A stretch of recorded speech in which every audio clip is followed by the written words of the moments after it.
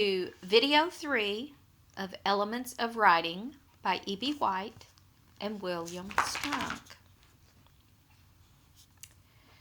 Today we're going to focus on rules 8 through 11. We begin with Rule 8. Use a dash to set off an abrupt break or interruption and to announce a long appositive or summary.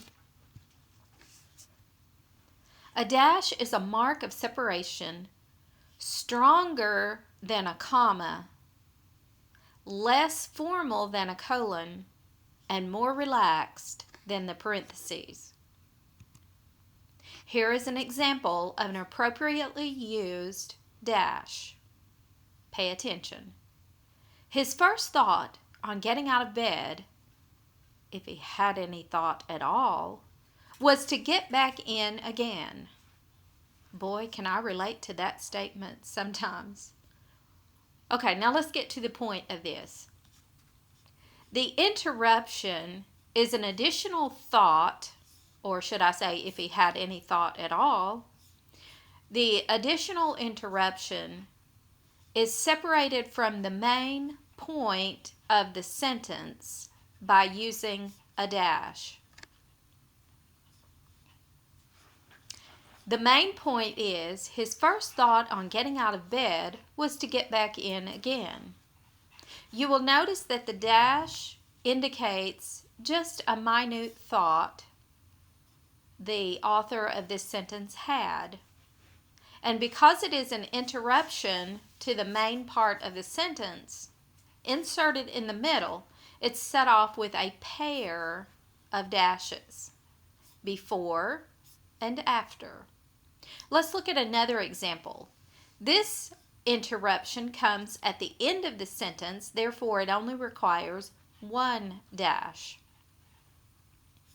The rear axle began to make a noise. Dash, a grinding, chattering, teeth-gritting rasp. Okay, the additional interruption is further explanation or a description of the noise that the rear axle is making. It's not really necessary to the meaning of the sentence, therefore a dash separates it. You will also please notice that there is no space between the word and the dash on either side of the dash. Here's another example. The increasing reluctance of the sun to rise, the extra nip in the breeze, the patter of shed leaves dropping, dash, all the evidence of fall drifting into winter were clearer each day. Okay, so first we have a description of the sun to rise, the extra nip in the breeze, the patter of shed leaves dropping, and then we have the explanation of what that is a description of. This is a description of the evidences of fall drifting into winter. So we have separated that with a dash from the main part of the sentence. Exception A to the rule of the dash. Use a dash only when a more common mark of punctuation seems inadequate. So basically, your dash is more or less your last resort. It's when nothing else seems to fit. You wouldn't want that in parentheses. You certainly wouldn't use a colon or a semicolon. That's when you will use the dash. Here's an incorrect version. Her father's suspicions were proved well-founded. It was not Edward for whom she cared. It was San Francisco.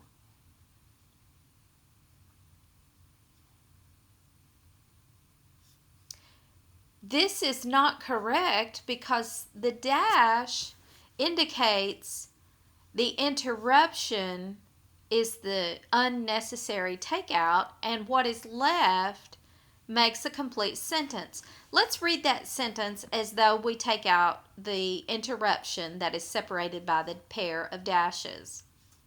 Her father's suspicions proved well-founded. It was San Francisco.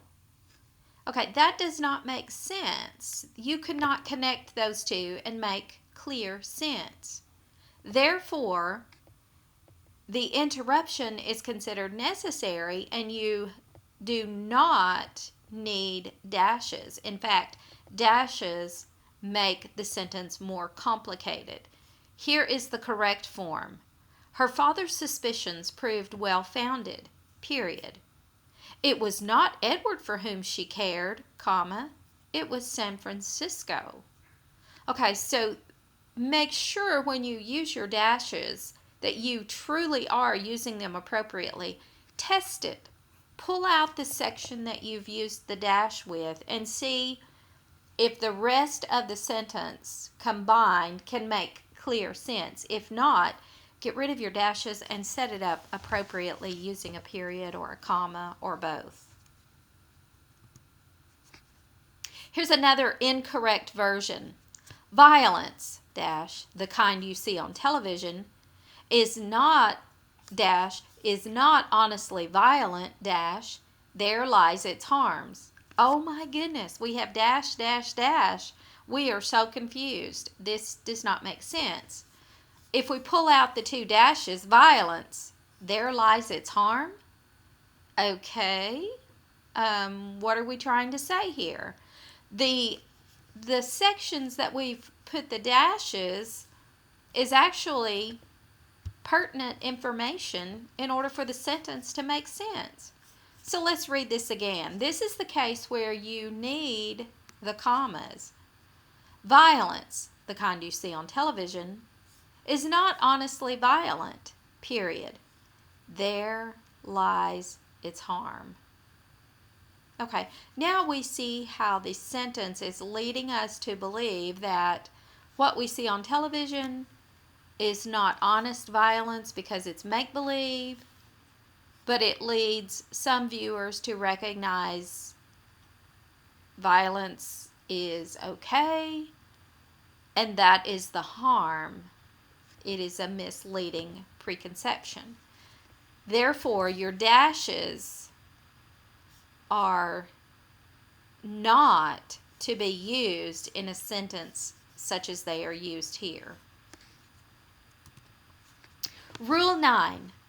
The number of the subject determines the number of the verb. We also refer to this rule as subject-verb agreement. Words that intervene between the subject and the verb do not affect the number of the verb. Here is an incorrect form. The bittersweet flavor of youth. Its trials, its joys, its adventures, its challenges are not soon forgotten. It's okay to separate that list of the bittersweet flavor of youth. It's okay to separate that list of what that entails from the rest of the sentence. But what you have to go back to is your verb is are soon, or excuse me, your verb is are. Your subject is flavor, because bittersweet is an adverb telling what kind of flavor. Of youth is a prep phrase. You never find a subject in a prep phrase, so you would omit that part, and that leaves you with flavor as being your subject. Flavor are is not correct. Flavor is singular, therefore you need the singular verb. Here is the sentence written correctly. The bittersweet flavor of youth is its trials, its joys, its adventures, its challenges, is not soon forgotten. Test it.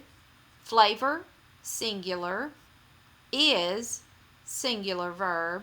Therefore, you have subject-verb agreement What is in the dashes, remember, you pretend that it is not there.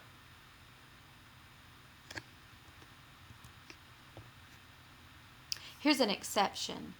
A common blunder is the use of singular verb form in a relative clause following one of or a similar expression when the relative is the subject. Here's a correct form. One of the ableist scientists who attacked this problem, or who has attacked, has being the singular form. This is correct because, again, of the ableist scientists, even though scientists is plural, it's part of the prep phrase beginning with of, so you rely strictly on one being indefinite, and it also is going to indicate singular. So one is your subject. Who has attacked is correct because has needs to match in plurality singularly with one. One is not plural, it is singular. Therefore, has is singular. They match in subject-verb agreement. This is an incorrect version. One of the ableist scientists who have attacked. Now, if you say scientists who have attacked, yes, that would be correct. But because of this little phrase, that puts that in that prep phrase, which cannot be part of the subject. Therefore, again, we focus on the pronoun one being singular, have is plural. That makes this incorrect. Students make this mistake all the time in their writing. I see this so much. Just because this appears plural does not mean that you must use a plural verb. One is your actual subject, and it is singular. Here's another exception. Use a singular verb form after each, either, everyone, everybody, neither, nobody, and someone. Use a singular verb. Okay, students, with this one, the easiest way for you to remember this might just be to memorize singular verb with each, either, everyone, everybody, neither, nobody, and someone. Those are all words that are considered singular in form, even though they're considered indefinite, because when we say each, who are we talking about? Let me give you another tip. If you can attach the pronoun one, think one is singular. If you can attach the pronoun one with it and it still makes sense, then you're on the right track in going singular. For example, you could say each one, either one. Of course, this already says everyone. Every one body. Okay, if you can insert one, every one body. Neither one, no one body, and someone. The word one, the pronoun one, can be attached to each one of these words and it makes sense. So in that case, think of one as being one. One is what? Singular. Okay? So that should help you to remember how to write this correctly using a singular verb. Everybody thinks he has a unique sense of humor. Every one body thinks he has. Now, this is another problem that students have. They would write this, everybody thinks they have. Again, they is plural, but what we just learned according to this rule is that everybody is to be considered singular. That's why when you write, everybody thinks they have, I will mark points off because that is inappropriate and incorrect in agreement. Here's another example. Although both clocks strike cheerfully, neither keeps good time. Now, why are we using this singular form with neither? Well, first of all, neither is on the list, and when we look at the word neither, we're dealing with neither one in particular at a time. So, again, insert that word one, and if it applies, neither one clock keeps good time. You would not say neither one clock keep good time. That just doesn't even sound correct. So please use that little helpful tool of inserting the word one with each of these pronouns when you find them in the sentence by themselves, and that will help you to keep it on track. With the pronoun none, you must use the singular verb when the word means no one or not one. None of us are perfect. Yes, us indicates plural, but what does the rule say? No one, not one of us is perfect. Okay, the clue here is if the word none can be replaced with no one or not one, then you have to apply the singular verb rule and select only a singular verb. Now guys, listen, I know this can get confusing, but seriously, if you will use those tricks that I taught you and insert these words, you will do better in remembering, and eventually it will just become a habit.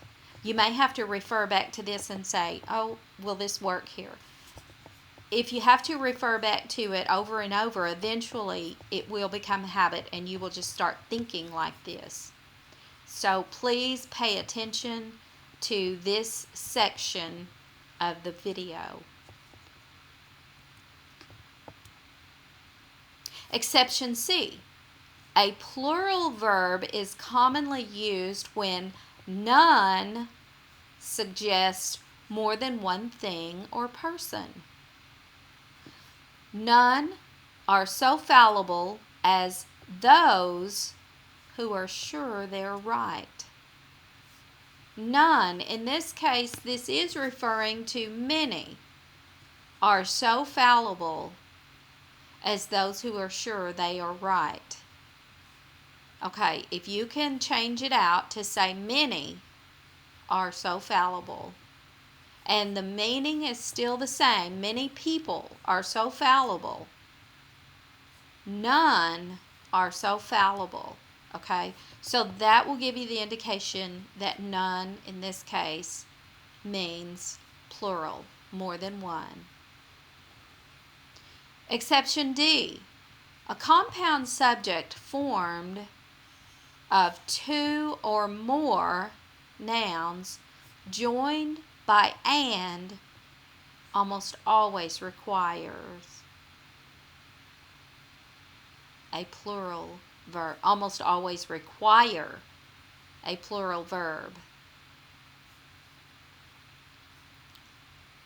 Compound subject require formed of two or more nouns joined by and almost always require a plural verb. Here's your example. The walrus and the carpenter were walking close at hand. Two were walking, more than one. However, Certain compounds, often cliches, are so inseparable that they are considered a unit, a single unit, and so take a singular verb, as do compound subjects qualified by each or every. And again, each, one, or every one. If you can insert the words one or the pronoun one with each of these words, then you know you're dealing with a singular. Here are the examples. First of all, these are cliche. The long and short of it is, okay, this is considered one unit or one entity. The long and short of it is, and therefore this is considered a single unit. Bread and butter was all she served. Bread and butter, that was served as one unit, one dish, one item.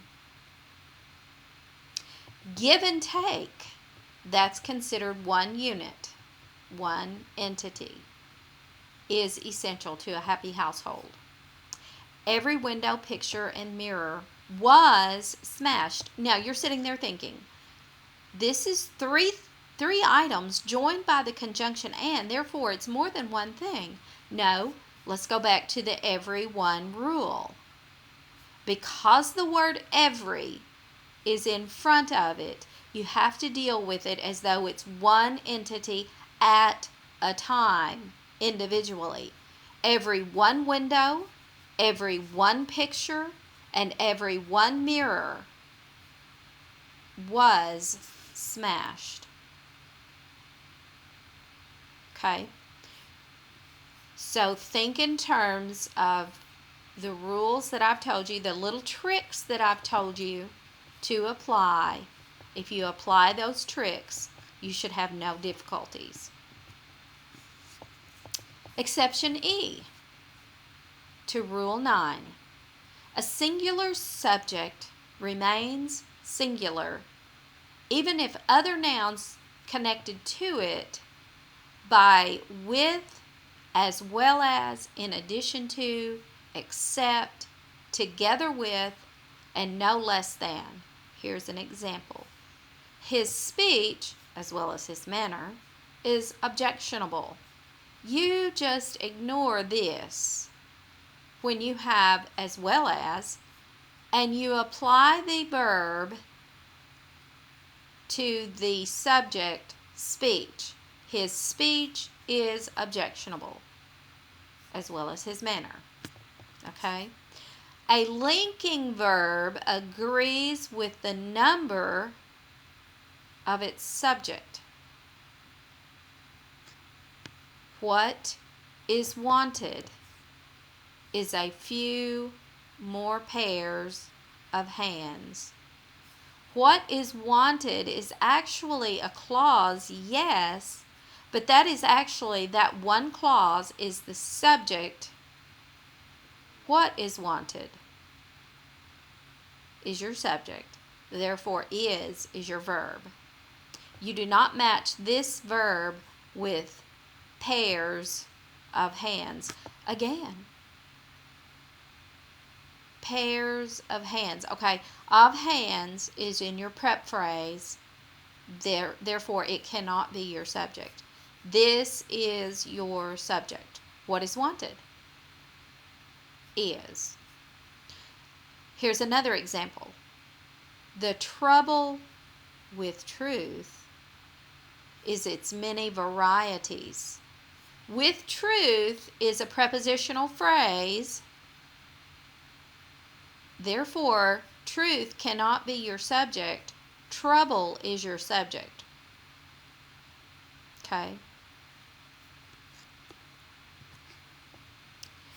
Exception G to Rule 9.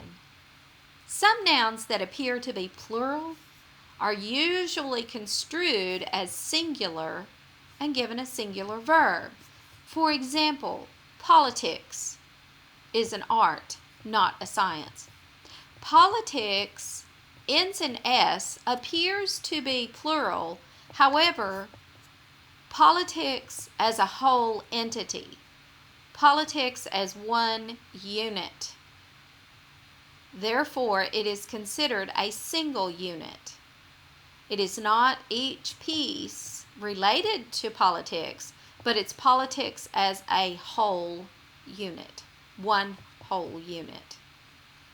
The Republican headquarters is on this side of the tracks. Okay, headquarters, yes, sounds plural. However, the Republican headquarters is one place, one office, one location. So that one office is on this side of the tracks.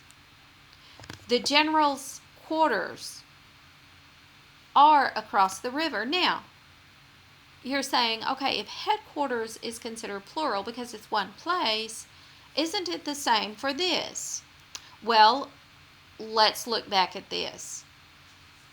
The general's quarters, okay, typically he will have several quarters, several places. His office, his resting area, his bedroom quarters, okay. So the general's quarters are across the river. This is plural. In these cases, the writer must simply learn the idioms. There's no way around it. This is something you just have to learn, study, repeat over and over until it becomes ingrained in your brain so that you will know.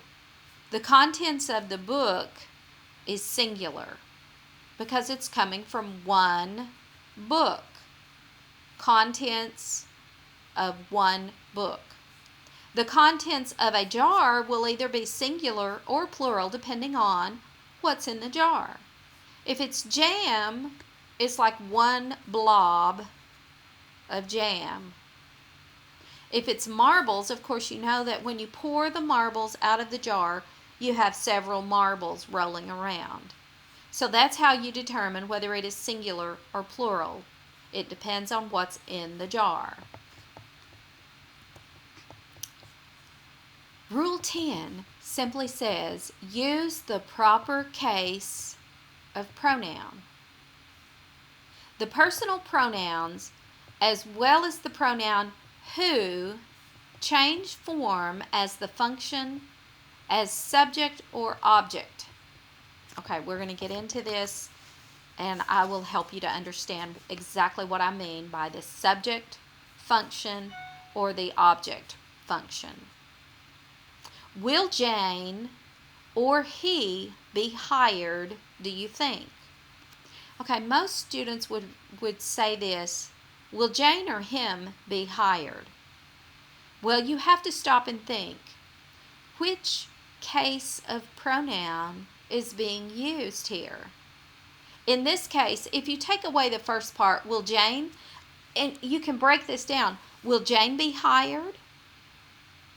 Will he be hired? You would not say, will him be hired? So if you take out Jane or, and you break this into two separate parts, will Jane be hired? Will he be hired? That's the easiest way for you to figure out which pronoun to use, he or him. The culprit, it turned out, was he. Most people would say the culprit was him because him comes at the end of the sentence. However, when you use linking verbs, the linking verb indicates that the pronoun that follows must be in what is called nominative case or subjective case, so that you could turn the sentence around and say he was the culprit. Okay, you would not say him was the culprit. Therefore, even though it comes at the end of the sentence, because it is a linking verb, you must use the nominative case or the subject case. We heavy eaters would rather walk than ride. Some students would say, us heavy eaters. Well, you have to stop and think. Eaters is the appositive of we. It is not the subject of the sentence. We is the subject of the sentence, and you would never say, us would rather walk than eat, or rather walk than ride. So you have to use the subject case. Who knocks? Example. When to use who or whom, and in this case, who. You can always change out who with he and whom with him. And you would never say, him knocks. You would say, he knocks. Therefore, that's how you know to use the pronoun who. Rule 10 continued. Here's another example. Give this work to whoever looks idle. Okay, you would not say whomever looks idle, because this clause could stand alone. Well, it's actually a dependent clause, but within this clause, you have a subject and a verb, and whoever is your subject, therefore it must be in subject form, and looks is your verb. When you put the M on whom, you are moving into objective case, and objective case is never used as the subject. You need subject case without the M. Whoever is the subject of looks idle, the object of the preposition to is the entire clause, but whoever looks idle is the base of the clause, and whoever must be in subject form because it is the subject. Rule 10 continued. When who introduces a subordinate clause, its case depends on its function in that clause. Virgil Silvers is the candidate whom we think will win. Okay, Virgil Silvers is the candidate who we think will win. We think he will win. Now, this is where I told you to interchange who for he and whom for him. Virgil Silvers is the candidate whom we think will win. Okay, now we take this apart, we break this apart, we turn this around. We think him will win, or we think whom will win. Okay, so it depends on what we are actually trying to say. We think he will win, therefore who. Virgil Silvers is the candidate who we hope to elect. Or Virgil Silvers is the candidate whom we hope to elect. Okay, here again, we hope to elect whom or who? Well, you interchange. We hope to elect him. So here again, you turn this around and put it at the end. We hope to elect him would be the same as we hope to elect whom. Okay, this one I realize can be very confusing to students. Please use that little trick of interchanging who for he and whom for him, and turn the words around, and that will help you to pick out what you were actually trying to say. We think he will win. He is the subject of will win. You would never use him will win.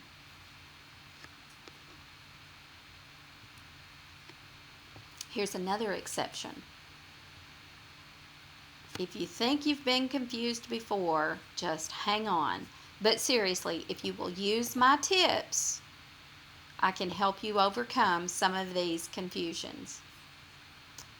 A pronoun in a comparison is nominative case. Now remember, nominative case is also like the subject case. Pronoun in comparison is nominative case if it is the subject of a stated or understood verb. Sandy writes better than I because I has the understood verb. Sandy writes better than I write. You would never say, but I hear this all the time, Sandy writes better than me. You would not say Sandy writes better than me write. That is incorrect. Sandy writes better than I write. That is the understood verb. Therefore, you would say Sandy writes better than I. Now, the general rule is to keep out the confusion, avoid the understood verbs by simply supplying the verb at the end of the sentence. That will always help you to keep out the confusion. I think Horace admires Jessica more than I. Okay? I think Horace admires Jessica more than I do. Okay, that's accurate. Horace admires Jessica more than I admire Jessica. Okay, Polly loves cake more than me. Are we saying that Polly loves cake more than she loves me? Or are you trying to say Polly loves cake more than I love cake? So see how using the I and the me at the end will change the whole meaning of the sentence? So know for sure exactly what you're trying to say and then word it correctly based on the verb that would come after the pronoun, I or me.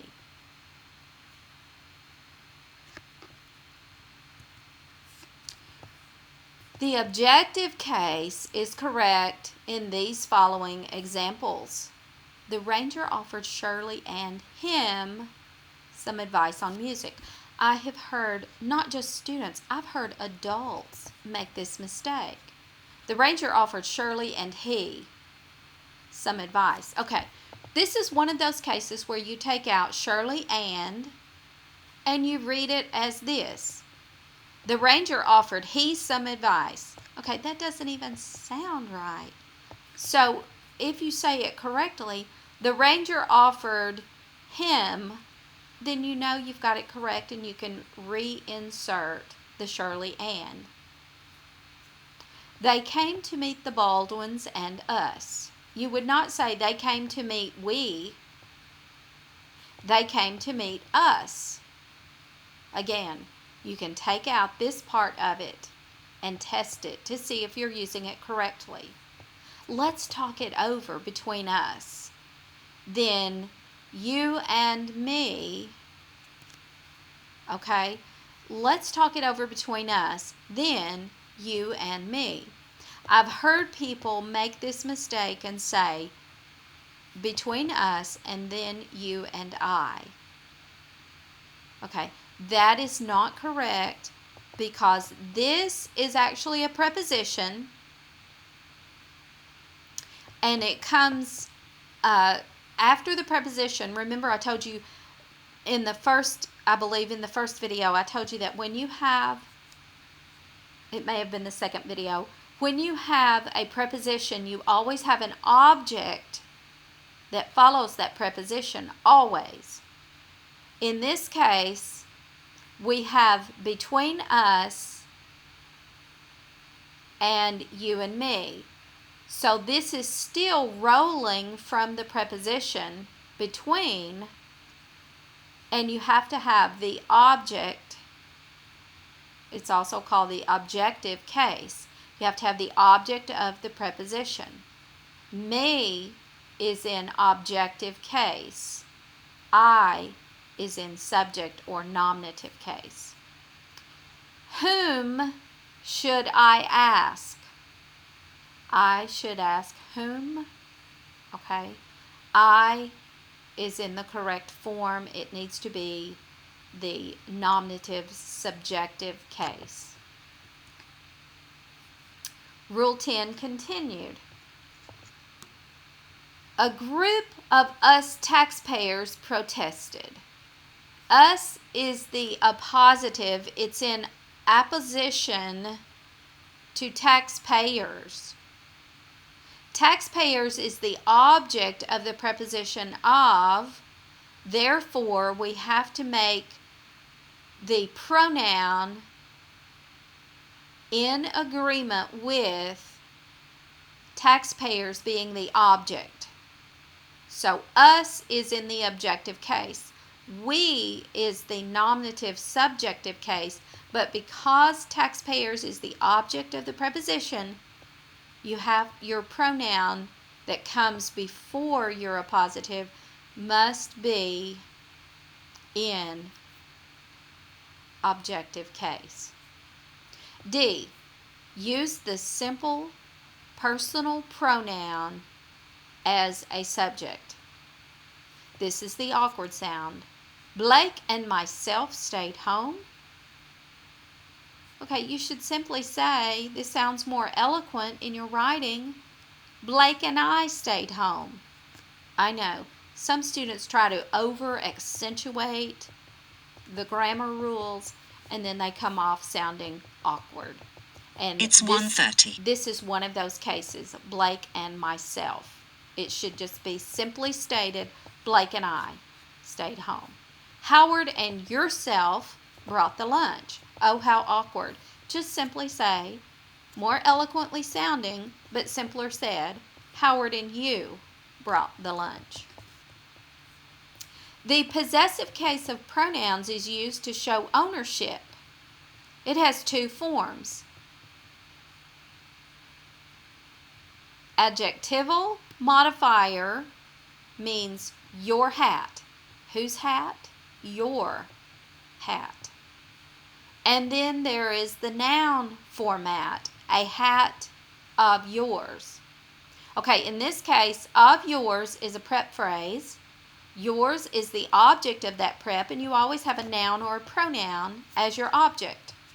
In this case, though it is a pronoun, it is functioning as an adjective telling whose hat. Therefore, it's considered a pronoun adjective. The dog has buried one of your gloves and one of mine in the flower bed. Your glove, your again is the adjective pronoun, and mine is the noun. It is functioning as a noun from the preposition of. Gerunds usually require possessive case. Mother objected to our driving on icy roads. You would not say, Mother objected to us driving, because what you're saying there is Mother objected to us. She had a problem with us. No, Mother didn't have a problem with us. Mother had a problem with our driving. And driving is the gerund, and it requires a possessive pronoun telling who's driving, our driving. So she didn't exactly object to us. She objected to our action of driving. A present participle as a verbal, on the other hand, takes the objective case. Okay, present participle takes objective case. They heard him singing in the shower. Okay, he was doing the actual singing and they heard him singing in the shower. The difference between the verbal participle and a gerund is not always obvious, but note what is really being said in each of the cases. Do you mind me asking you a question, or do you mind my asking you a question? Okay, in the first sentence, the queried objection is to me. Do you mind me asking you a question? As opposed to, do you mind another, would you prefer that another person in the group ask you a question? Is it me that you object to asking you a question? Okay, in the second sentence, you're asking the question, the issue is, do you mind being asked a question at all? So that's why it is more appropriate if you're trying to say, do you have a problem with being asked a question, you would state it like this. Do you mind my asking you a question? Because you're referring, again, to the action, and this pronoun is just indicating who will be doing the asking. Okay? So the emphasis is placed more on the asking of a question rather than are you in objection to me personally. Rule 11, and we're almost finished with this whole set of rules. A participial phrase at the beginning of a sentence must refer to the grammatical subject. Walking slowly down the road, he saw a woman accompanied by 2 children. Okay, who was walking down the road? He was. Okay, so this sentence simply tells us that the word walking is referring to the subject of the sentence and not to the woman. It's indicating that he, the man, was walking down the road, and as he was walking down the road, he saw a woman who was accompanied by 2 children. To make it refer to the woman, you have to recast the sentence. And you would simply say, he saw a woman accompanied by 2 children walking slowly down the road. In this case, walking slowly down the road comes after the verb, it comes after the subject, it comes after he, and the emphasis is placed on it was the children as well as the woman who were walking down the road, because the children were, of course, accompanied by the woman. Not he. Perhaps he was just standing on the street corner and he saw these people walking down the road. So where your participial phrase is placed will determine who was doing that action indicated in that participial phrase. A participial phrase preceded by a conjunction or by a preposition, nouns in apposition, adjectives and adjective phrases come under the same rule if they begin the sentence. I'll show you what I mean.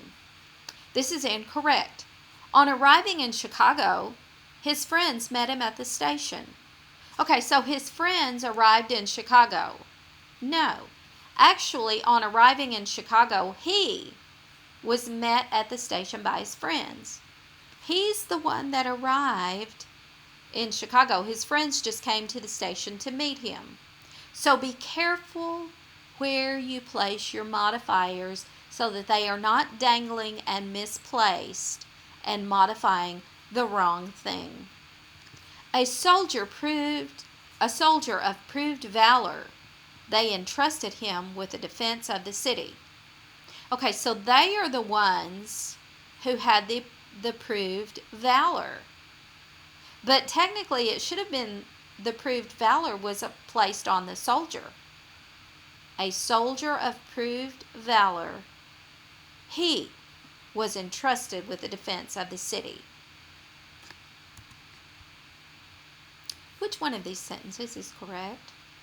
Without a friend to counsel him, the temptation proved irresistible. Without a friend to counsel him, he found the temptation irresistible. If you selected the second sentence, you are correct because, in this case, without a friend to counsel him, it sounds like the temptation was the one that did not have a friend.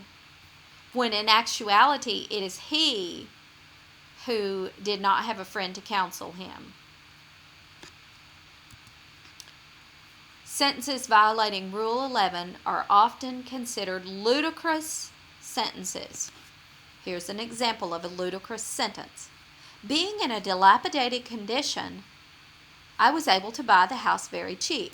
Okay, what this sentence means is I was the one who was dilapidated. Now, yes, I have had my days after running a long half marathon. I have felt as though I was in a dilapidated condition. But the point here is I was not in the dilapidated condition. It was actually the house. That's why I was able to buy the house so cheaply. Here's another example. Wondering irresolutely what to do next, the clock struck 12. Okay, so the clock was wondering, oh my goodness, what should I do next? Oh, I guess I'll strike 12. Okay, so that is giving features to the clock that he has the ability to think. That is incorrect. It was I who was wondering what to do next, not the clock. The clock struck 12, and I was wondering irresolutely what to do next. Or I was wondering irresolutely what to do next as the clock struck 12 would be a more appropriate way of stating that sentence. So be very careful that when you are writing, your sentences do not sound ludicrous or off the wall. Make sure that you place your modifiers in the correct position to modify exactly what you're talking about so that you do not sound awkward and ludicrous. This concludes the Elements of Style of Writing by William Strunk and E.B. White. This concludes my lecture to you on the rules of grammar and writing. I hope you found this set of videos very valuable to you as a writer as well as a speaker. Go back, review these videos, take notes, download these and save these on your flash drive or your computer. Refer back to these as often as you need to, not only for this course and all of the courses ahead of you, as well as the rest of your life. I've had students that have said, oh my goodness, I've lost my notes from the rules of writing. Can you please send those back to me? I have done that for students, but I caution you and I encourage you. Capture these notes, capture these videos, and hang on to them. They will be a valuable tool to you, basically, for the rest of your life as long as you're communicating with others. Okay, I've enjoyed teaching this information to you. I hope you have maybe not so much enjoyed it as much as I have, but maybe you have found it valuable and useful. Thank you for your attention.